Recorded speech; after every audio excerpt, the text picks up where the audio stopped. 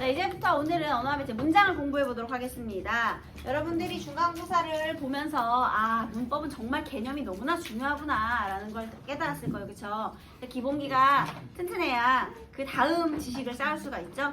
자, 일단 문장에서 제일 중요한 것은요, 우리 단어도 단어의 짜임을 공부했잖아요. 그쵸? 그래서 문장도 문장의 짜임, 문장이 어떻게 만들어지느냐부터 출발을 해야 돼요. 그런데 문장이 어떻게 이루어지는지 알려면 문장을 이루는 기본 성분들을 알아야 되겠죠? 그래서 간단하게 문장 성분부터 공부를 해보도록 하겠습니다. 여러분, 그런데 문장이 뭐예요? 형태소가 뭐야? 단어가 됐고, 단어가 모여서 이제 문장이 되는데요. 그러면 형태소는 뜻을 가진 말의 채소다니, 그 다음에 단어는 뜻도 있지만 홀로 쓰일 수 있는 것. 그럼 문장은요? 이제는 뭐까지 합쳐줘야 돼? 완결성을 지녀야 돼요. 그래서 마침표든 물음표든 느낌표든 이렇게 완결이 돼야 그것을 문장이라고 하고요. 문장이 실제로 이루어지면, 청자와 화자 사이에서 이루어지면 그걸 이제 담화라고 하는 거예요. 둘 이상의 문장으로 이제 이렇게 이어지면 그게 이제 커지면 이제 담화 상황이 되는 겁니다. 자, 그러면요, 우리 이 문장의 성분을 한번 따져볼 건데요. 기본적으로 문장이 완성이 되려면 필수적인 성분 요거 두 개는 꼭 필요하죠. 그게 뭐예요? 맞아요. 그런 걸 우리가 주성분이라고 하고요. 주성분은 문장을 이루는데 반드시 필수적인 요소예요. 생략이 불가능합니다. 자, 그러면 주성분에는 4개가 있죠. 여러분 다 아는 거예요. 문장의 주어를 설명하는 말이 있어요. 무엇일까요? 선생님이 왜 주어를 먼저 얘기하지 않고 서술어를 먼저 얘기했을까요? 분석하는 게 먼저. 문장 성분 찾을 때 제일 먼저 찾아야 하는 성분이 바로 서술어이기 때문이에요. 나는 너를 좋아하는지 싫어하는지 존경하는지 혐오하는지 끝까지 들어봐야지 알죠? 우리의 말은 끝에 서술어가 위치하기 때문에 왜 그런 말 있잖아. 한국말 끝까지 들어봐야 돼. 이런 말 들어본 적 있죠? 그게 이것 때문에 그래. 우리 영어는 주어 서술어 온 다음 그 다음에 막 이것저것 붙잖아요. 그런데 한국말은 서술어가 맨 끝에 오기 때문에 서술어 찾기가 너무 쉬워요. 자, 그 다음 서술어가 이제 설명하는 말이라고 했잖아요. 그죠? 그러면 그 설명하는 주체를 우리가 뭐라고 할까요? 설명의 주체. 주어지. 서술의 대상. 보통 수어의 대상이라고 표현을 하거든요. 수어의 대상. 그런데요, 여기서 이제 선생님이 서술하는 주체라는 표현을 썼잖아요. 그래서 여러분, 우리가 문장 성분을 찾을 때 애들이 제일 많이 하는 실수가요, 앞에서부터 찾아. 그리고 일단 주어부터 챙겨. 이러면 망하는 거야. 그리고 왜 우리 문장이 반드시 주어 서술어 관계가 한 번만 있으리란 법이 없잖아요. 겹문장이 또 있잖아. 그래서요, 주어를 확인할 때는요, 그냥 주어를 찾는 게 아니라 서술어를 찾은 다음 그 서술어와 호응하는 주어를 찾아야 돼요, 여러분. 그냥 찾는 게 아니야. 서술어와 호응하는 주어를 찾아요. 자, 그 다음에요, 어떤 서술어의 경우에는 되다, 아니다, 이런 서술어의 경우에는 보충하는 말이 필요해요. 그런 걸 뭐라고 그래요? 보어. 그리고 또 어떤 서술어는 그 목적어나 부사어가 지시하는 대상, 즉 객체가 있어야 되거든요. 그게 이제 서술의 대상인 목적어가 되겠죠. 자, 이게 필수 성분이에요. 예를요, 문장에 대놓고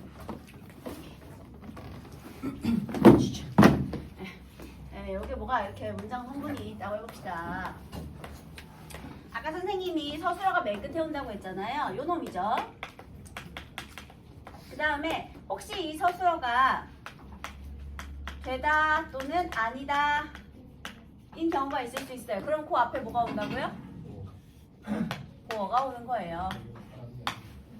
여러분, 선생님이 제일 먼저 지금 찾은 성분이 뭐죠? 서술어. 얘가 1등.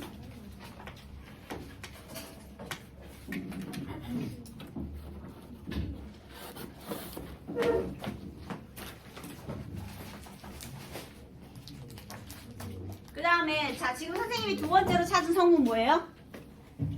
두 번째로 찾은 성분 뭐야? 보어 찾았잖아요. 보이시죠? 보어. 얘가 2번째. 두 번째.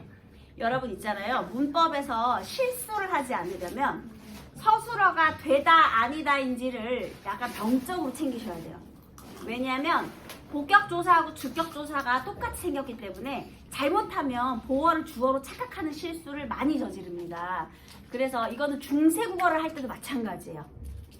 제일 많이 나오는 게 이제 봄이 되면 꽃이 핀다. 이거 많이 예로 나오죠. 봄이 되면 꽃이 핀다. 자, 꽃이 핀다. 주어 서술어가 맞아요. 근데 봄이 되면 이건 뭐죠? 되다 앞에 왔으니까 봄이는 주어야 보어야? 보어예요. 선생님 주어는 어디 갔나요? 주어는 생략됐지. 뭐 계절이 봄이 되면 이런 문장이었겠죠. 그래서 우리 이 서술어가 되다 아니다인 것은 약간 병적으로 좀 챙기세요. 그래서 이제 보어가 없음을 확인한 다음 그 다음에 챙겨야 할 게 얘네 세트야. 주어 목적어 같이 찾는 거예요. 자, 그러면 어떤 문장에는 주어가 있을 수 있고요.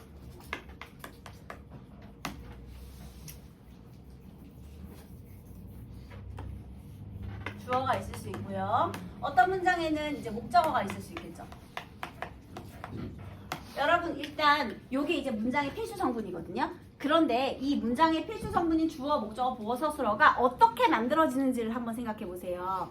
너네 품사에서 체언 배웠지? 네. 체언이 왜 체언이에요? 보고를 이루는 말. 혹시 품사 분류의 기준이 3개 있었어요. 뭐죠? 형태. 형태, 기능, 의미. 그러면 체언은 무엇에 따른 분류였죠?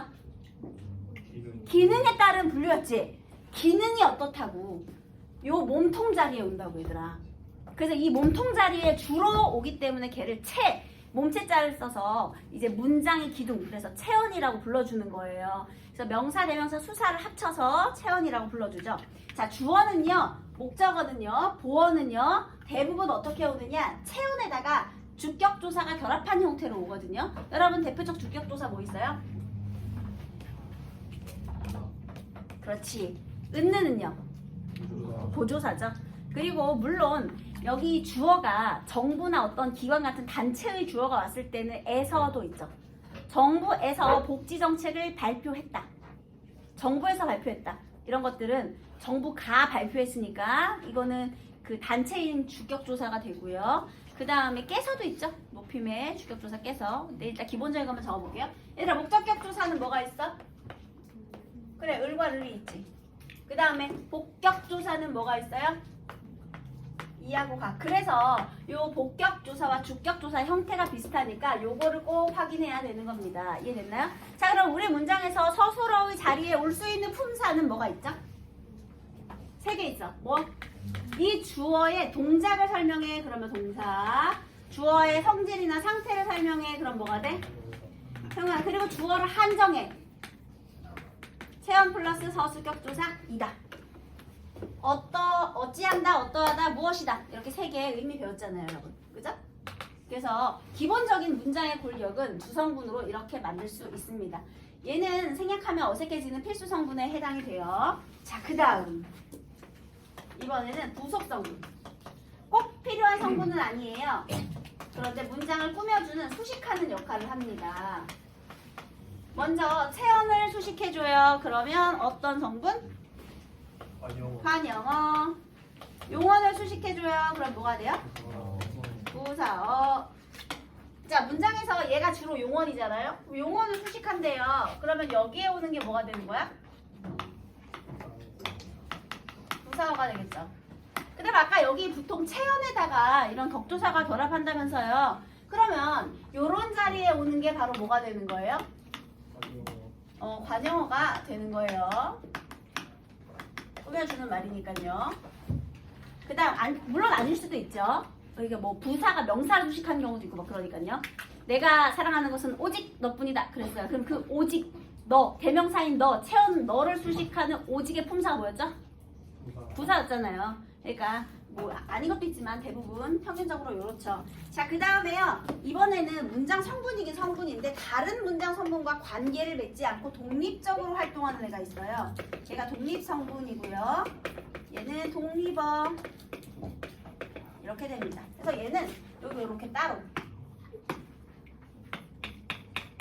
이게 바로 독립어. 이렇게 되겠네요. 그래서 우리나라의 문장 성분은 7문장 성분이 있는 거예요. 특히 문장 성분 찾을 때 요 놈을 꼭 기억하세요. 서술어 찾고 보어 있는지 확인하고 그 다음 주어 목적어 찾을 때는 반드시 서술어를 바탕으로 해서 요 놈과 호응하는지를 꼭 확인해야 돼. 이거 필수예요, 필수. 이거 되게 중요한 거야. 서술어와 호응하는 주어나 서술어와 호응하는 목적어를 찾으세요. 자, 그러면 이제 이걸 가지고 선생님이랑 조금 더 자세히 공부를 해보도록 하겠습니다. 일단 한 장을 넘겨보니까요. 거기 주성분, 주어, 목적어, 보어, 서술어 이렇게 돼 있어요. 자, 여러분 그 밑에 서술어의 자릿수 이렇게 되어 있죠? 이 어휘 문제에 서술어의 자릿수가 이렇게 나오게 되는데요. 그 옛날에 우리 화법과 작문에서요.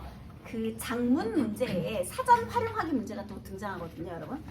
왜 사전에서 표제어를 찾았을 때 뭐 사전이 이렇게 나오고 거기에서 막 의미치 않는 문제가 작문에 꼭 껴있었잖아요. 그쵸? 근데 언어와 매체로 가면서 사전 활용하기 문제는 조금 많이 등장하지 않습니다. 요거는 이제 오히려 화법과 작문에서 조금 더 나오죠. 작문 쪽에서요. 사전 활용하는 것은요. 자, 그런데 이 서술어의 자릿수 문제는요. 어떤 서술어는 의미가 정해져 있기 때문에 서술어는 의미가 다 정해져 있잖아요. 동사나 형용사가요. 그래서 서술어에 따라 이 문장을 이루는 성분을 이미 결정지어 놓았다. 그래서요. 필수적인 문장 성분의 개수, 서술어가 요구하는 필수적 문장 성분의 개수, 이거를 서술어의 자릿수라고 해요. 그러면 기본적으로 우리 문장이 최소한 문장이 되려면 무슨 성분 필요하다고? 주어, 서술어. 그러면 최소한 몇 자리는 요구해야 돼? 한 자리. 주어는 있어야 되잖아요. 그쵸? 그래서 여러분 사전 찾을 때 사전에 서술어의 자릿수가 표기가 되죠. 어떻게 표기돼요? 뭐에게 요렇게 두꺼운 거. 요런 표시 기억하시나요? 사전에 어떤 표제어가 하나 등장을 해요. 그러면 반드시 여기에 또 뭐가 표시돼? 품사. 동사면 동 이렇게 표시돼요. 형용사면 형, 관형사면 뭐 관형사 뭐 이런 식으로 품사가 표시되고요. 그 다음에 걔의 이제 의미가 등장을 하죠. 근데 보통은 우리나라 말은 다의어가 많으니까요. 1번 해가지고 막 뜻이 나와요. 그 다음에 그 옆에다가 이렇게 두꺼운 대괄호를 하고요. 만약에 얘가 한 자리 서술어다 그럼 이거 없어요. 주어는 당연히 오는 거니까. 근데 두 자리 서술어야. 그러면 여러분 두 자리 서술어는 주어 서술어 말고 뭐가 더 필요할까요? 목적어가 필요할 수도 있고 또 보어가 필요할 수도 있고 또는 필수적 부사어가 필요할 수도 있어요, 여러분. 그래서 여기서 이제 필수적인 부사어라는 것은 왜 필수적인 부사어라고 불려주느냐? 얘들아 여기 부사어는 사실 여기 속해 있거든요. 얘 부속 성분이에요. 원래는 생략이 가능해요. 그래서 나는 책을 읽었다 이런 문장에서 나는 책을 빠르게 읽었다 그럼 빠르게 생략해도 되거든요. 문장을 이루는데 꼭 필요한 성분이 아니에요. 그런데 나는 주었다. 선물을 주었다. 나는 선민이에게 선물을 주었다. 이 네 개의 문장에서 네 개의 문장 성분은요 하나도 생략할 수 있는 게 없어요. 우리 받다 주다 대표적인 세 자리 서술어거든요. 그 다음에 이런 거 있죠. 나는 삼았다. 나는 현서를 부하로 삼았다. 뭐 이런 거 있잖아요. 그 다음에 뭐 민석이는 생겼다. 어떻게 생겼는지 뭐가 있어야 되겠죠. 그 생긴 걸 꾸며줘야 되겠지. 뭐 잘 생겼다. 이런 게 있어야 되잖아요. 그거는 생략할 수가 없어요. 그래서 그런 거는 이제 필수적 부사어라고 하는 겁니다. 그래서 원래는 부속 성분인데 생략이 불가능해. 근데 여러분 얘는 뭐 때문에? 서술어가 요구하는 필수 성분이죠. 그래서 필수적 부사어라고 불러주는 거예요. 이해됐나요? 근데 여러분 그럼 의존명사 앞에 오는 필수적 관형어도 있죠. 가끔 얘네는 부속 성분인데 얘네가 필수가 될 때가 있거든요. 여기다 적어줄게. 필수 관형어가 될 때도 있고요. 이때는 생략이 불가능하다는 의미로 필수가 되는 거예요. 그리고 필수 부사어가 될 수도 있어요. 차이점이 있어요. 어떤 차이점이냐? 우리 서술어의 자릿수에는 얘가 해당되지 않아요. 왜냐? 아까 필수 부사어는 누가 요구한다 그랬죠? 서술어가 요구하는 거야. 그러니까 서술어의 자릿수에 포함이 돼. 근데 얘는 누가 요구하는 거야? 의존명사가 요구하는 거잖아요. 그러니까 얘는 서술어의 자릿수에는 포함이 되지 않죠. 물론 생략은 불가능해요. 지금 내가 할 수 있는 것은 그랬어요. 그러면 것 앞에는 반드시 관형어가 와야 되거든요. 그러면 할 수 있는 이거 못 빼. 그치? 게다가 할 수 앞에 수 앞에 할 얘 못 빼요. 지금 내가 수 있는 것은 이거 안 되잖아 얘들아. 그치? 수 것은 안 돼요. 그래서 할 수 있는 이런 건 다 생략이 불가능해요. 근데 그래서 필수 관용어라고 하는데 걔는 서술어의 자릿수엔 들어가지 않아요. 왜? 걔는 의존명사가 요구한 거니까. 그래서 우리 서술어의 자릿수에 필수 부사어는 포함이 되지만 필수 관용어는 포함이 되지 않는다. 요것도 기억을 해두세요. 왜냐? 얘는 의존명사가 요구한 거지 서술어가 요구한 게 아니기 때문이에요. 네, 자 그래서 우리 여기 이제 표기어에 여기에 만약에 요렇게 써 있다고 해보세요. 그러면 얘 몇 자리 서술어라고? 몇 자리 서술어야? 2자리 서술어야. 무조건 주어는 하나 더 해줘야 돼. 근데 여기 와과가 붙었잖아요. 얘는 부사격이죠. 그죠? 누구누구 와 닮았다 이런 거잖아요. 그러니까 얘는 주어 외에도 필수적 부사어를 필요로 하는구나. 이렇게 될 수 있어요. 그 다음에 또 하나 여기에 이렇게 될 수 있죠. 그러면 주어 목적어를 필요로 하는 서술어구나 알 수 있고요. 그 다음에 또는 이렇게 돼 있어. 그럼 얘는 주어가 아니지. 이때 이가는 무슨 격조사다? 복격조사다. 그래서 보어를 필요로 하는 서술어구나. 주어 보어가 있어야 되는구나 라는 걸 알 수가 있는 겁니다. 그래서 요게 이제 2자리 서술어와 관련된 거예요. 그럼 다시 2자리 서술어는 주어 그 다음에 필수적 부사어 주어 목적어 주어 보어 이렇게 올 수 있다는 거죠. 1자리 서술어는 당연히 주어 서술어고요. 그 다음에 3자리 서술어는 다 있어야 돼. 주어 목적어 그 다음에 필수적 부사어 이렇게. 가끔 어떤 단어의 뜻이 헷갈려요. 그러면 사전을 한번 찾아보면 의미가 명확해요. 왜냐하면 그 단어가 있잖아. 다의어인데 다의어마다 요구하는 문장 성분의 개수가 다를 수 있어요. 같은 단어인데 다의어는 한 단어잖아 얘들아. 한 단어인데 그냥 뜻이 여러 가지가 있는 거잖아. 근데 그 단어가 같은 단어인데 요러한 의미로 사용되었을 때는 2자리 서술어인데 뭐 요러한 의미로 사용되었을 때는 뭐 1자리 서술어다. 이런 경우도 있거든요 여러분. 그래서 그거는 단어마다 좀 찾으셔야 되고요. 그냥 대표적으로 우리 주다 받다 이런 것들은 3자리 서술어다 이렇게 나올 때마다 좀 안 외워지는 건 나올 때마다 기억하시면 되겠습니다. 수능에서 그 단어의 의미를 가지고 사전에 이렇게 주지도 않으면서 3자리 서술어인지 뭐 이런 거를 여러분이 암기를 해서 문제를 풀게 한다? 이런 일은 없어요. 수능에는요. 그런 건 없어. 수능은 뭔가를 줄 거야. 거기서 분명히 뭐 사전을 주든지 아니면 뭘 주든지 그런 게 힌트가 있을 겁니다. 근데 이제 내신에서는 아니죠. 외워야지. 그래서 그건 나올 때마다 교과서에 있는 예문을 외우시기 바라겠습니다. 알겠죠? 자, 그러면 여러분 요걸 가지고 우리가 문장의 짜임을 공부해 보도록 하겠습니다.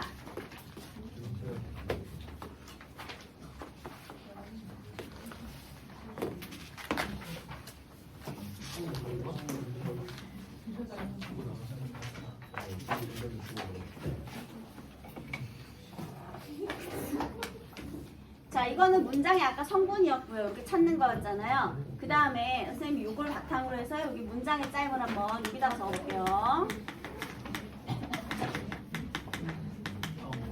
문장의 짜임 첫 번째가 겹문장이죠?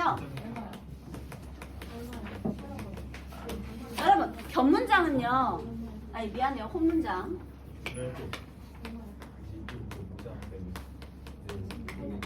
혼문장은 주어, 서술어 관계가 한 번만 나타나는 것이 혼문장이라고 해요. 그죠? 아주 간단합니다. 다음 두 번째는 겹문장이 있죠?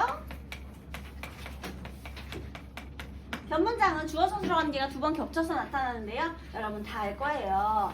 먼저 이어진 문장이 있고요. 아는 문장이 있죠. 너무 쉽습니다. 그죠? 자, 여러분 이어진 문장의 종류에는 또 뭐가 있어요? 2개가 있죠. 그래서 대등적으로 이어진 문장과 종속적으로 이어진 문장 이렇게 있어요. 여러분 대등적으로 이어진 문장은요. 주어 서술어, 주어 서술어, 그 다음에 주어 서술어, 주어 서술어 이렇게 이어진 문장인데요. 요놈들이 참고로 여러분 주어 서술어를 갖추고 있지만 완결은 되지 않았어. 그런 단위를 뭐라고 하죠? 완결이 되면 문장인데 완결이 안 되면 절이라고 하는 거예요. 그럼 구하고 무슨 차이가 있죠? 구는 주어 서술어 관계가 없어요. 그래서 나는 시험을 잘 봤다. 그래서요 시험을 아주 잘 봤다 그랬어요. 아주 잘 그런 건 부사 구라고 해요.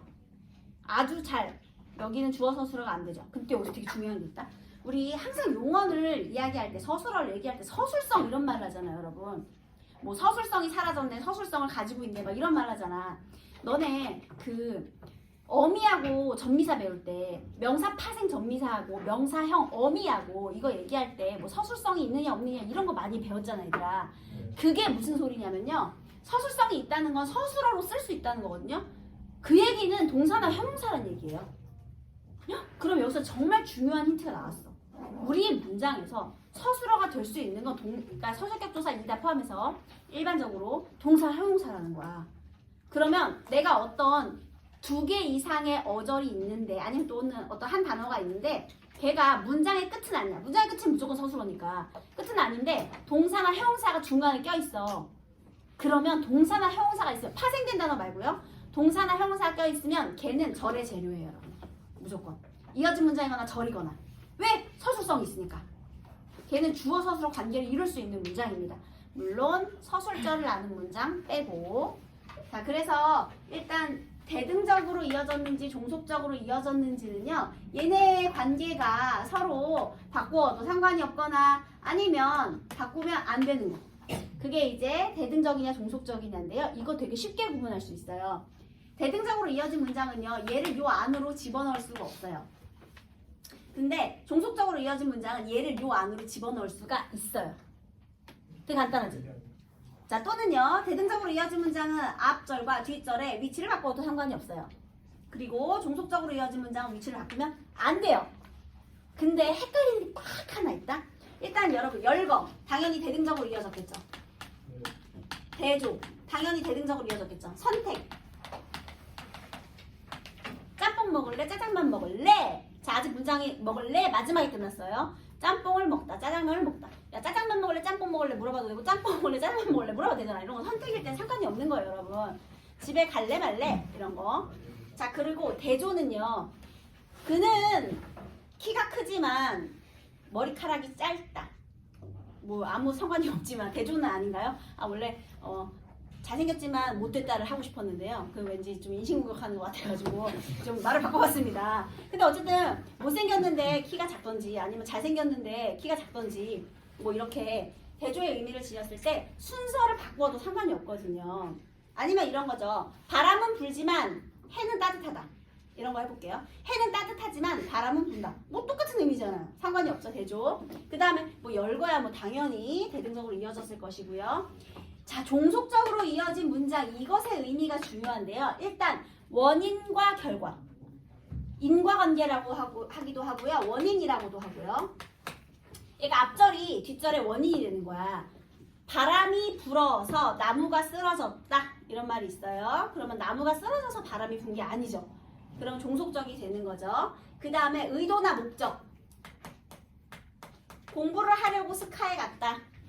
내가 스카에 가려고 공부를 한 건 아니잖아요. 그래서 의도나 목적인 경우 거기도 종속적으로 이어진 문장이 돼요. 그 다음에요. 양보. 양보는 뭐게요? 비록 공부는 하지 않았더라도 성적은 잘 받고 싶다. 이런 거. 성적은 잘 받고 싶더라도 공부는 이상하잖아요. 이런 것도 있고요. 그 다음에 가정도 있어요. 만약 열심히 공부한다면 좋은 성적을 받을 것이다. 이런 거. 그리고 또 하나. 여러분이 제일 헷갈리는 게 있어. 바로 배경입니다. 여기서 다 틀려. 배경? 네, 배경. 여러분 배경은요. 어미를 외우면 돼요. 여러분 우리 혹시 어미의 종류 배울 때요. 그러니까 종결어미, 그다음 어말어미, 선어말어미 배운 거 기억하시나요? 네. 어말어미, 선어말어미. 자, 여기 서술어 자리다 얘들아. 여기 서술어가 있다고 해봐. 그러면 여기가 어감이고요. 여기가 선어말, 여기가 어말어미예요. 얘들아 선어말어미는 종류 딱 2개야. 뭐게? 시제하고 높임. 게다가 높임은 또 종류 하나밖에 없어. 시 하나밖에 없어. 그리고 이제 시제 선어말어미가 있는 거예요. 과거, 현재, 미래. 그 다음에 어말어미가 헷갈려요. 어말어미는 문장의 끝이냐 끝이 아니냐, 종결형이냐 비종결형이냐 이렇게 있어요. 그러면 종결형에는 뭐가 있겠니?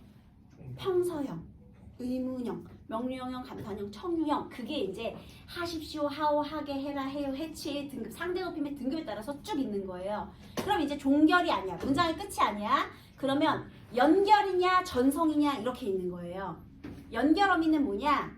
우리 대등적 연결어미, 종속적 연결어미. 이거 지금 다 여기 어말어미에 해당하는 거거든요. 종속적 연결어미 이거 있고 하나 또 있죠. 보조적 연결어미. 얘네들은 문장을 연결하고 보조적 연결어미는 용언과 용언을 연결하잖아, 얘들아. 그래서 그렇게 있는 거예요. 그 다음에 전성어미도 있죠. 전성어미는 뭐예요? 원래 서술어 역할을 해야 되는데 서술어 역할 말고 성격을 바꿔서 다른 성분처럼 보이게 하는 거예요. 그래서 그게 이제 관형사형 전성어미, 부사형 전성어미, 그리고 명사형 전성어미 이렇게 있는 거죠. 자, 그럼 다시 배경 바로 요 자리인데요. 요 자리에 니은데 이게 오는 거예요. 그래서 내가 집에 가는데 비가 내렸다. 이거 볼게요. 선생님, 내가 집에 가는 거랑 비가 내리는 거랑 대등적으로 이어진 거 아니에요? 애들이 이걸 굉장히 헷갈려해요. 자, 여러분, 선생님이 아까 전에 대등적으로 이어진 문장을 요 안에 넣을 수 있는데 얘는 못 넣는데 넣는다고 했죠. 그럼 선생님이 한번 적어볼게. 집에 가는데 비가 내렸다. 바람이 불고 눈이 날렸다. 비가 내렸다고 할게요. 비가 바람이 불고 내렸다. 안 되죠, 여러분. 비가 바람이 불고 내렸다. 안 되잖아. 비가 그냥 내린 거하고 바람이 분 거하고 따로따로잖아요. 근데 비가 집에 가는데 내렸다. 이건 괜찮죠? 이거 여기 안에 껴 들어갈 수 있잖아. 사이에. 그치? 내가 비가 집에 가는데 내리더라? 말 되잖아, 얘들아. 그치? 그래서 이 배경은요, 내가 지금 하고 있는 행위와 나의 뒷 배경이 되는 거기 때문에 종속적으로 연결된 게 맞아요.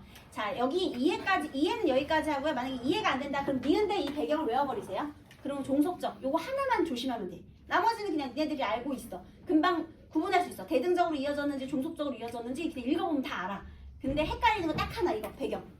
니은데 얘만 종속적이다라는 걸 외우시면 돼요. 딴 거 없어. 이거만.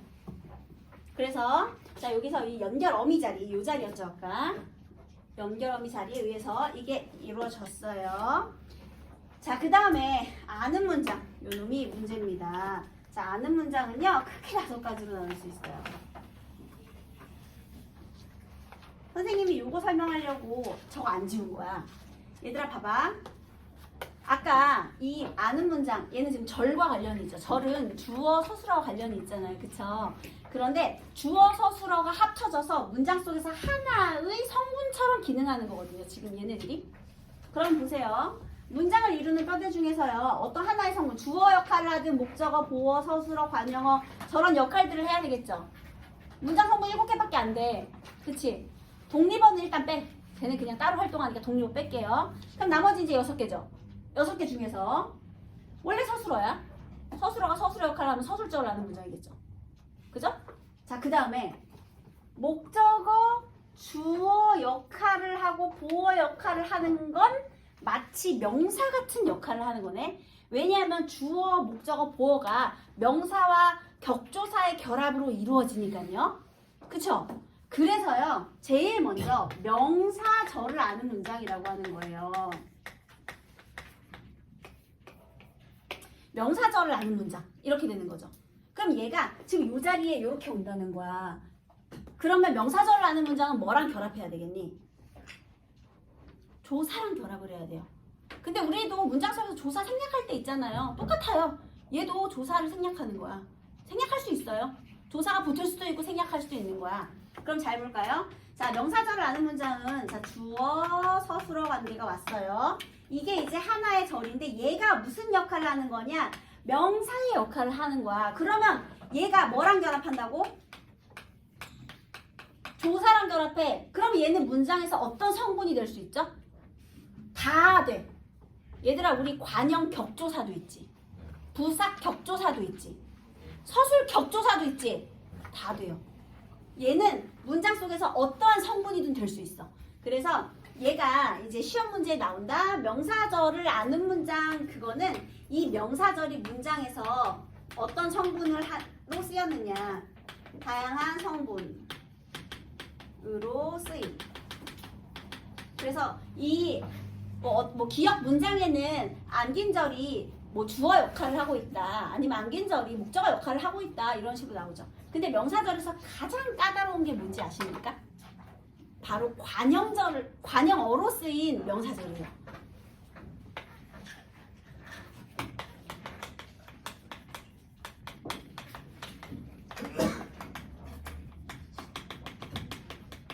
이런 문장이 있다고 해보세요. 자, 여러분 제일 먼저 뭐부터 확인해라? 서술. 여기부터 확인하는 맨 끝에부터. 자, 그 다음에 일단 보어를 필요로 하는 되다 아니다는 아니네 확인했고요. 야, 너네도 있잖아. 일단 사칙연산이 돼야 그 다음에 수학을 하잖아요. 기본적인 사칙연산이 돼야 되겠지, 그치? 그러면 문법을 잘하려면 이걸 건너뛰면 안 돼.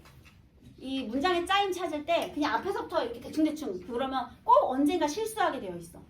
중요한 건 우리 한 문제라도 실수를 하지 말아야 되는 거잖아. 그러려면 꼼꼼하게 봐야 되잖아요. 그치? 그러려면 거꾸로 봐. 무조건 문장의 짜임은 실수를 막기 위해서도 무조건 거꾸로 보는 거예요. 자, 씻었어. 그 다음에 선생님이 주어 목적어는 어떻게 찾으라고 했어? 요놈이랑 호응을 시키라고 했죠. 네. 자, 씻어. 누가 씻어? 모든 사람이겠지. 이 주어 생략되어 있는 거죠. 사람들이 밥 먹기 전에 손을 씻어야 되겠지. 네가 밥 먹기 전에 손을 씻든 뭐 누군가가 손을 씻어야 되는데 주어는 생략된 거예요. 자, 그다음 목적어 있어 없어?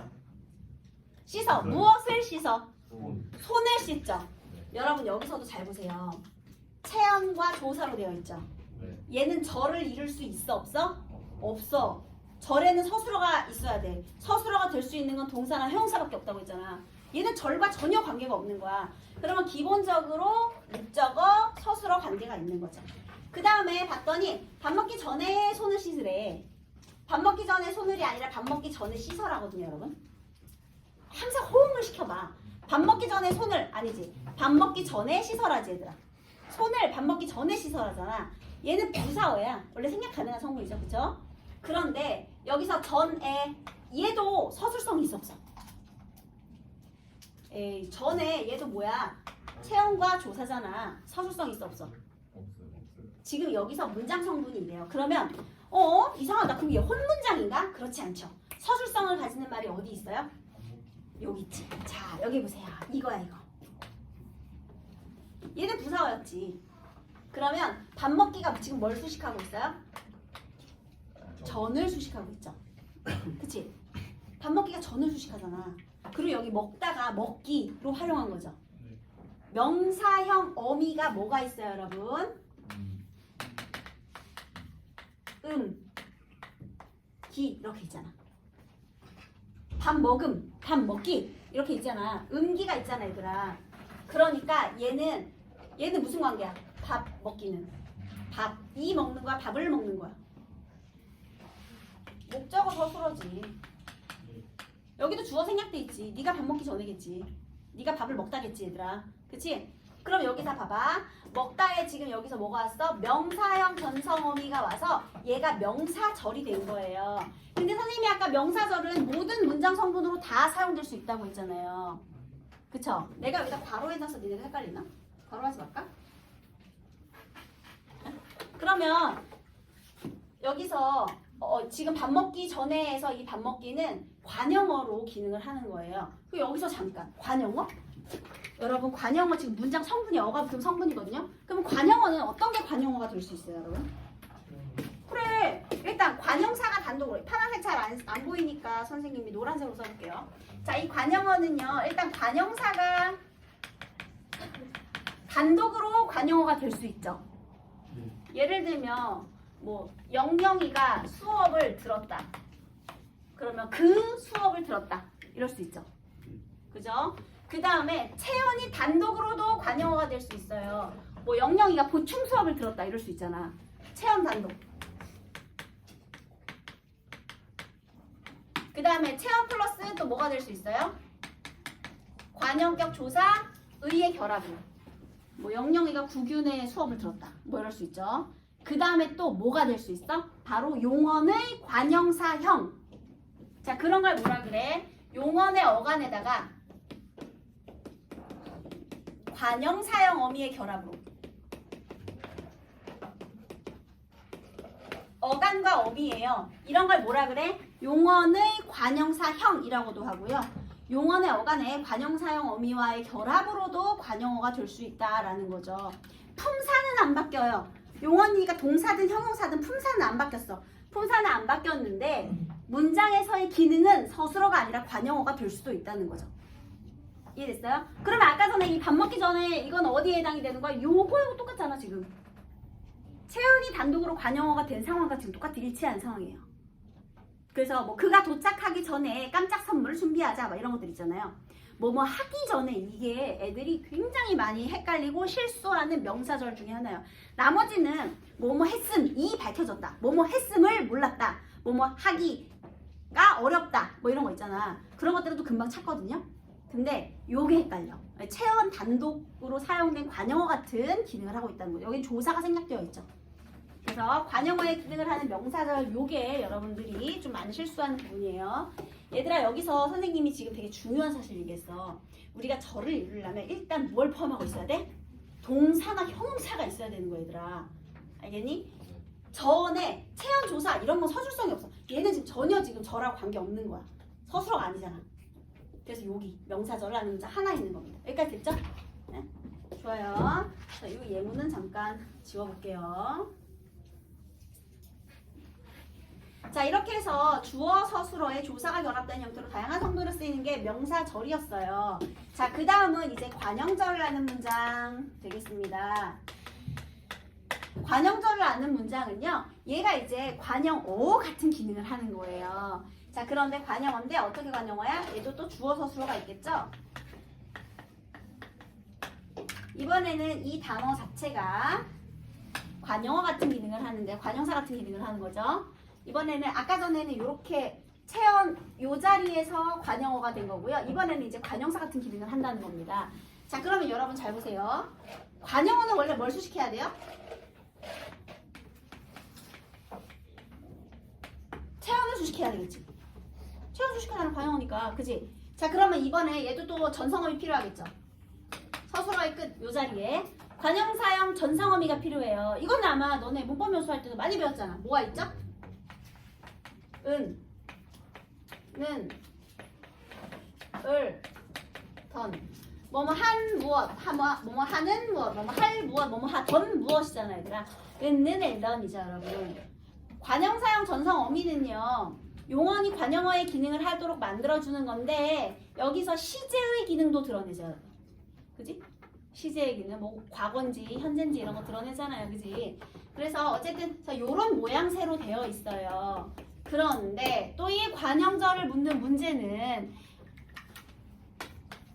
이 관형절이 채연 수식하는데요.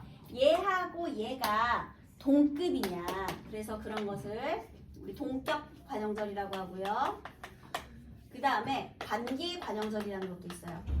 그것은 무엇이냐? 요 채연이 사실 이 관형절 안에 포함이 됐던 거야. 이거 되게 말이 어렵죠? 이제 나중에 이런 게 보기로 나오겠지, 얘들아. 아까 전에 이런 거 다 보기로 나올 거야, 이런 거. 만약에 나온다면 보기에 이걸 쫙 설명하겠지. 그래서 그거를 이제 활용해가지고 이게 보고 문제를 풀라고 나오겠지. 그냥 밑도 끝도 없이 막 주진 않는단 말이에요, 수능에서는요, 그죠? 자, 그러면 동격관형절과 관계관형절이 무슨 차이가 있느냐? 그가 돌아왔다는 소식을 어제 들었다 라고 해볼게요. 그가 돌아왔다는 소식. 근데 예문 들어줄게.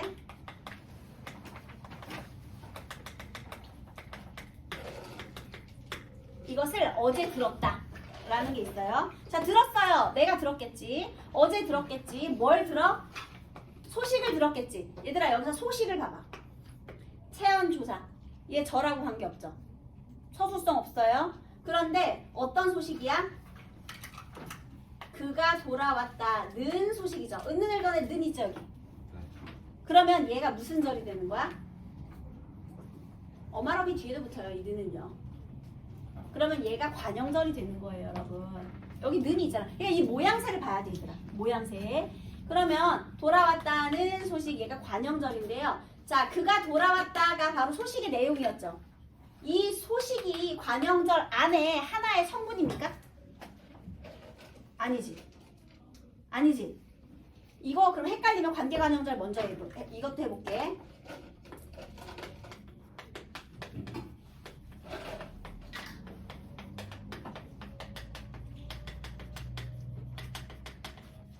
어제 먹은 고기가 맛있었습니다, 여러분. 선생님이 토마호크를 처음 먹어봤는데 너무 맛있더라고요. 육즙이 막 터지더라고. 맛있더라고요. 자, 여기서 어제는 아니지만 며칠 전에 먹었지만, 자, 맛있었어. 뭐가 맛있었어? 고기가 맛있었어. 그러면 주어 서술어예요. 그럼 뭐야? 어제 먹은 고기가 맛있었어요. 은는 일 전에 은이다. 찾았다. 채연을 수식한다. 오, 얘 관형절이구만 했어요. 자, 그럼 이 수식을 받은 채연이요. 관형절 안에 하나의 성분이었습니까? 자, 이 문장 완성시켜보세요. 원래 뭐죠? 어제 내가 고기를 먹다죠. 이 고기라는 체언을 관형절 속에 넣으니까 말이 되네. 고기를 먹다네. 그런 관계관형절이야. 자, 여기 이 수식받은 소식 여기 문장 안에 넣을 수 있어? 그가 소식 이상하죠? 그러면 동격 관형절이야. 그러니까 수식을 받은 체언하고 이 관형절이 동격이라는 거죠. 그런데 얘는 뭐야? 종속적인 관계야. 왜?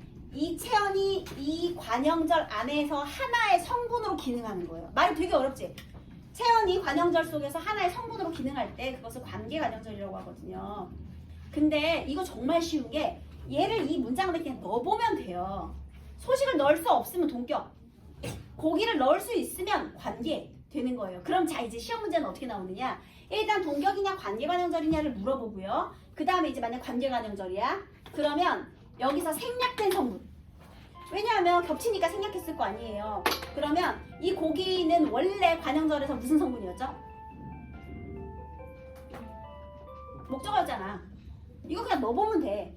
고기가 먹으냐 고기를 먹으냐. 저 먹은 헷갈려 먹다로 하세요. 어차피 다니까. 그러면 고기가 먹다가 아니라 고기를 먹다잖아. 주어인지 목적어인지 부사어인지 넣어보면 돼, 얘들아. 그러면 여기서 목적어 생략. 요 생략된 성분 찾는 거. 요게 이제 관형절 문제로 나오는 거예요. 그러니까 문제 유형이 똑같아. 명사절은 이거, 관형절은 이거. 이거냐 이거냐 해가지고 관계관형절이면 요 어떤 성분이 생략되었느냐. 근데 이게 이제 복잡해지면 기역, 니은. 기역과 니은의 안긴 문장에 생략된 성분은 동일하다. 생략된 성분이 서로 다르다. 이런 식으로 찾는 거지. 훈련되면 정말 빠르게 할 수 있어요. 그냥 넣어보면 돼. 아, 고기를 먹다. 목적어 생략이구만. 이런 식으로. 이해됐나요? 네, 일단 관형절을 끊어볼게요.